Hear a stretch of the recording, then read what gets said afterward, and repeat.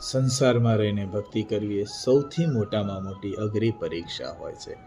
કેમ કે જ્યારે આપણે સંપૂર્ણ સાધુ થઈ જતા હોઈએ છીએ અને દીક્ષા લઈ લેતા હોય છે, પછી સંસાર સાથે આપણો કોઈ વ્યવહાર રહેતો નથી. પણ સંસારમાં રહી અને ભક્તિ કરવી અને આ બધા જ વ્યવહારો સાચવી અને ભક્તિ કરવીને બહુ જ કઠિન વસ્તુ છે. એનું કારણ એ છે કે સંસારની અંદર તમારે બધી જ જવાબદારીઓ નિભાવવાની હોય છે. તમારે પોતાનું અર્થોપાર્જન પણ કરવાનું હોય છે અને તમારે વ્યવહારો પણ સાચવવાના હોય છે. આ બધાની વચ્ચે જ્યારે તમે ભગવાનની ભક્તિ કરો છો ને આ પરમ તત્વને પામવાની વાત કરો છો ને, ત્યારે તમારી ખૂબ બધી પરીક્ષા થતી હોય છે.